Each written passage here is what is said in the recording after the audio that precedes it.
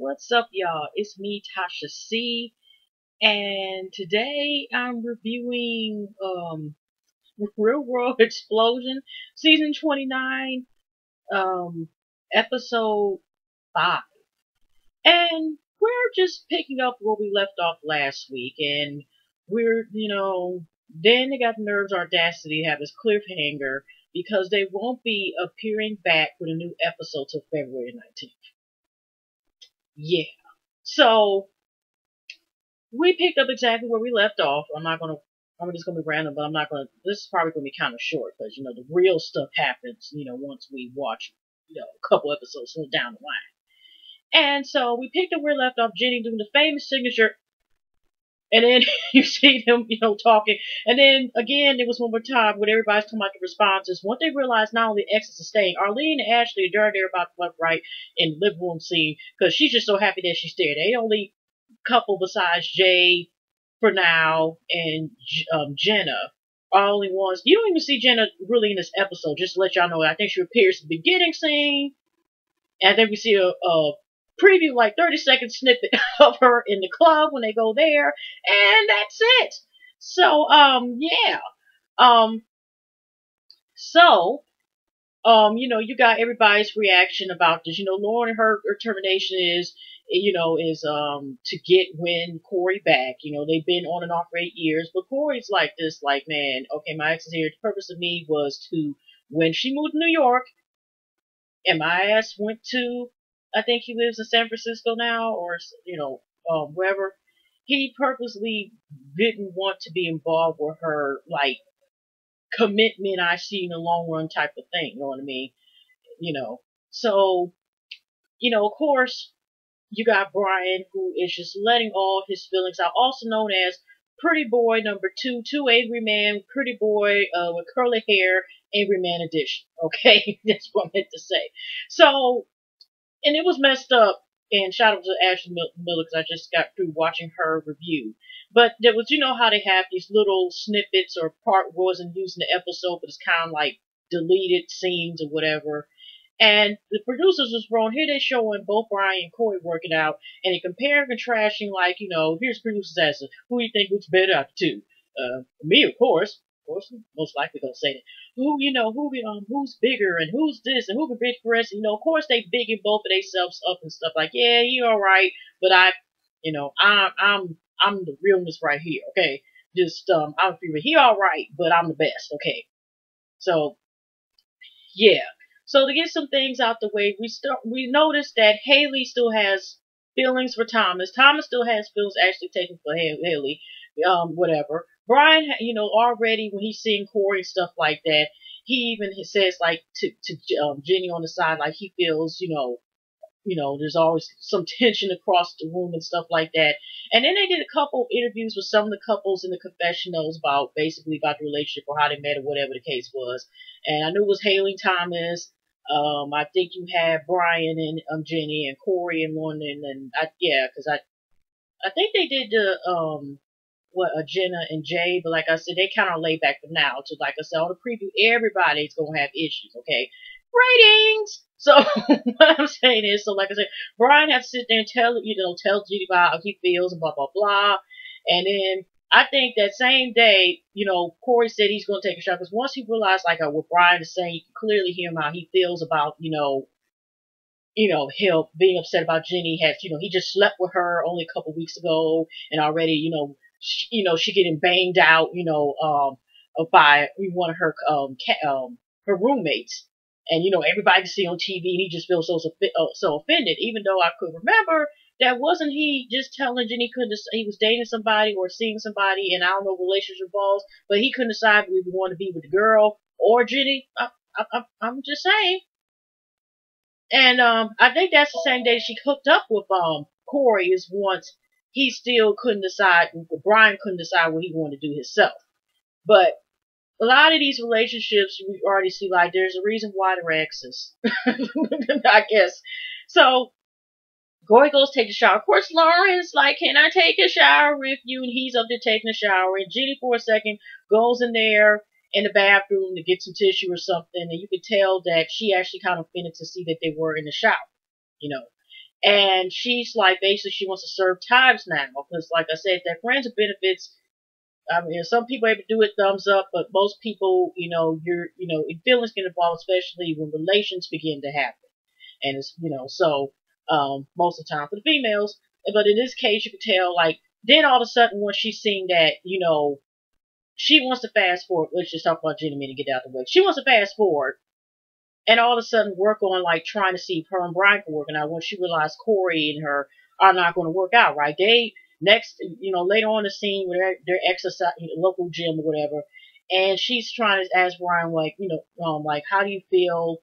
I don't know, next day or next thing, whatever. How do you feel about us working and getting it? He's like, I don't know. But it is true. Jenny did, hook with somebody else. He's like, he likes ladies, so he may bring somebody. He might need to bring somebody home. I don't know, something along the lines. Of course, Jenny didn't even turn on and set the settings of which, how many miles she wanted to go to treadmill, I think, and then got off it before it even started up because she was just that mad and upset. Okay, about what he said. Okay, so you got the love triangle. Let's say let's just put like Jay and Jay. You only see Jay later on. He's talking to Corey when they're in the club. He's like this, how he just feels like he would have been able to get females numbers, and he's just not at that point yet, still working on his commitment with Jenny. So he's just like, okay, you're basically cock blocking or phone blocking in his case, because like I said, he claims he's not hooking up. He's just put a through how many numbers he can get. So she is phone blocking him as far as he's concerned. That's what Jay says. Okay. So then you got, like I said, Erin, like I said, she's just so cool, and Ashley, they just so love women. So we ain't got to worry about it. So we're just going to, like, eliminate, because we got, like, 2 triangles going on right about here. And so, like I said, here we fast forward with the Jenny, triangle. Is it a square if you want to count? No, I don't know, shit. So, I mean, it's just too much going on. The ratings. So, yeah, you do got a triangle, and then you got another triangle, Corey, Lauren, and then you got Corey, Corey, Jenny, and then Brian. So we got 3 sets. So, anyways, we go later on to let's talk a little bit about the Jamie and Haley and Thomas issue. Thomas, really, we find out later on, all he got with Jamie as far as saying boyfriend and girlfriend, because they all go and kumbaya at the park for a minute, and later on he admits, I think to Jenny, because Jenny sees up the road, that he actually he only said boyfriend and girlfriend because, he feels Jamie loves and just loves the title. And also earlier in the episode, when Jamie sees and realizes on X is here, she's concerned about her ex not, wondering he's appearing, because she is like, he put me through hell through the time that we're together, and I don't want to be part of that mess. I will tell him he can leave before he even puts his briefcase down and his guitar with his guitar case. I don't know if the man plays guitar or not. I'm sorry, I haven't done research on the thing, but I think he's a lead singer or something. But I'm just saying, she just wanted it not to even go down, okay? I don't know if she was thinking she'd be willing to even leave off the show if it got that bad off. And Thomas, here's Haley right there, and Thomas feels like he overhears, Jamie talking to one of her friends and stuff like that, like, okay, I feel, it's a friend that mutual friend both she has with her ex. And the ex, their friend Sam tells them, you ain't got nothing to worry about. You know what I mean? He's not coming to show. And then they did have a little webcam with Jamie's ex saying, he's moved on, whatever. He got other stuff. He's like, he just rather not put himself in that situation. So, Thomas, like I said, feels a little jealous, but at the same time, here he's telling Haley, Haley, like I said, so it feels, but he's telling her, even though they just are friends, like I said, just recently, right before, a couple weeks, I think they had hooked up prior to him getting on the show and stuff of that nature. But he's also telling Haley, don't bring no guys home. Why should she not bring guys home? Y'all just are strictly friends or platonic friends, if that. So, but you're in a relationship, or at least in friends with benefits. But I'm afraid to tell her that we're friends with benefits. Yeah, but like I said, Thomas doesn't like relationships, but. So, this whole time, we're dealing with on off the back and forth, back and forth. Like I said, Brian ends up talking to the other dudes, because he just feels about offended about what's going on. I think with the pool table and stuff like that in the house. And he's just like he just feels comfortable, blah blah blah, about what's going on about the Corey and the situation, and with because he just feels like that's like in his face. He has still feelings for Jenny. They've been yo-yoing back and forth for years, but he always felt like she is mine. And he's just the other Thomas, I think, or Jay said the confessional's like he all right, but as long as he doesn't act up whatever, and we don't have to get involved, because if he gets try to come and think he's gonna come at Corey, disclaimer is we might be some extra hands in there, so that's pretty much order. He's gonna be checked. Oh, I'm sorry, y'all. So basically, that's his whole thing. Then he has to talk to Jenny, because fast forward, because Jenny decides that since she realized with the Corey situation, she's now trying to say it was immature. They end up calming down, talking out. So she's up hugging Mr.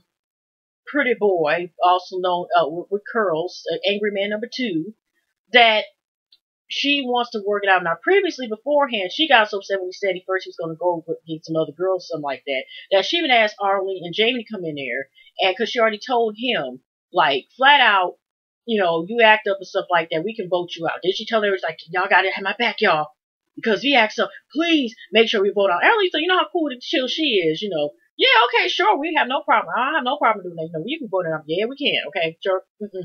And Jamie's just like kind of side, but that's how upset she is about the situation. But her and Brian, like towards the second last scene, whatever, I don't know if they're official or slowly taking baby steps, but he's crying tears. She said, she realized that Corey's an immature, whatever, and she could see herself with the future Brian being the father of children and stuff like that. And so that's up in the air if they're going to be back dating again or friends, we don't know. So that's that with that situation on that side. Now, Corey, like I said, when they're at the club, which this is one little scene with the slaves that I wanted to bring up. They sit here and you see Jamie get ready to go. She's already everybody seemed Jamie seemed to be having a little insecurity with Haley for a second, because she's like, Haley's so tiny and Thomas might be I guess she felt like Thomas would be paying attention to that, and she's asking how she looks, how she looks in this certain outfit, right? And then she seen bloatness. Now, either we're going to say a couple options. Number one, she ate something or drank something that made it called bloatness. Number two, Auntie Pearl, and if y'all know what the heck that is, Auntie Pearl decided to give a present that none of us really want.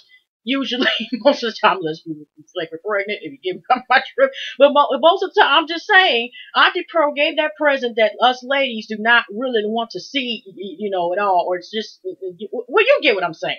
But what I'm saying is that the bloatness could have been caused by PMS or something like that. I'm just going to keep it with that, because she just had like this bloatness.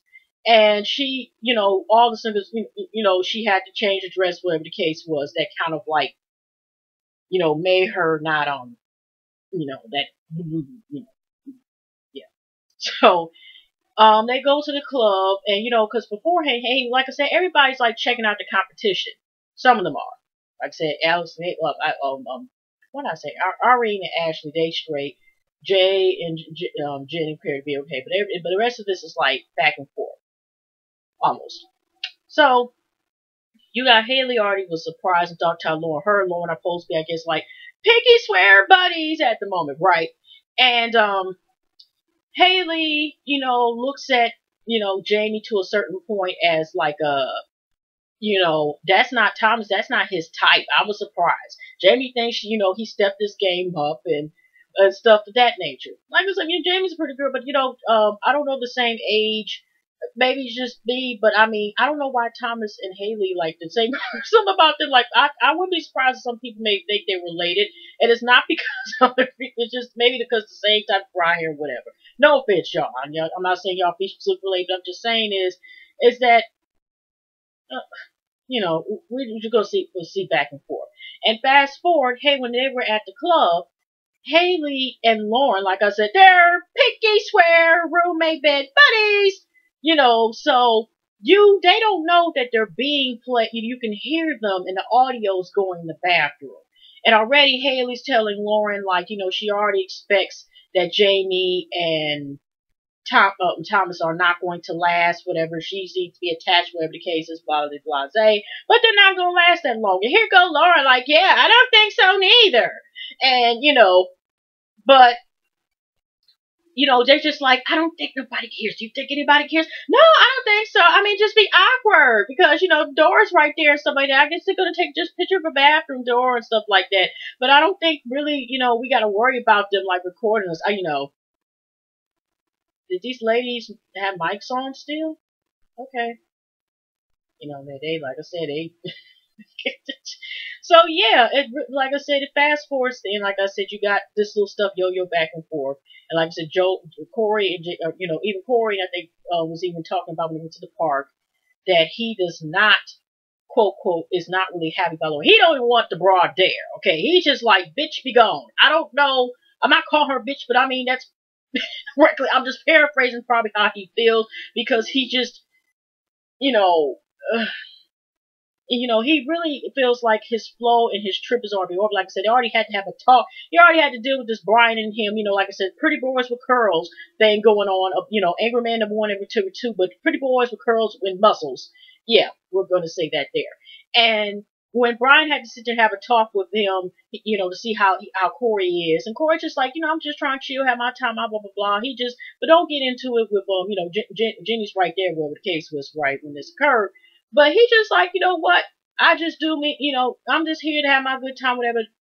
As Kenny Lamar's song say, bitch don't kill my vibe, or dude don't kill my vibe.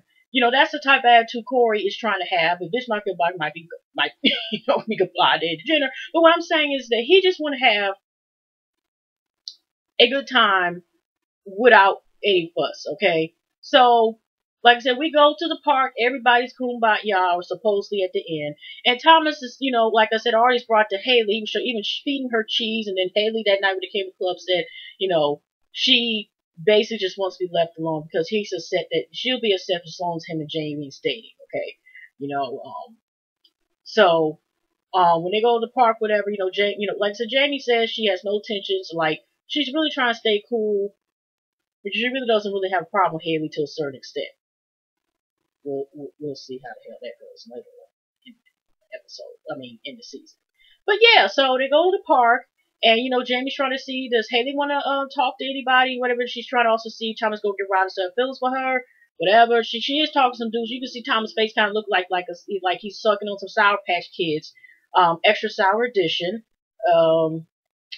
And you can tell he kind of, like I said, he already told at least Haley twice that don't bring nobody home, don't hook nobody. And like I said, he's not over her. And like I said, that's when he fast forward was telling Jeannie how he feels. And that's pretty much how the episode ends. So this is get ready when we really see the action happen. And 2 more weeks. And that's pretty much, the highlights about it. Yeah. So other than that, y'all, I hope you have a pleasant week and pleasant night and pleasant morning, the rest of y'all week, whatever. And I will definitely see y'all in the next video. Thank you for all the love and support. Thank you all. And y'all have a good night.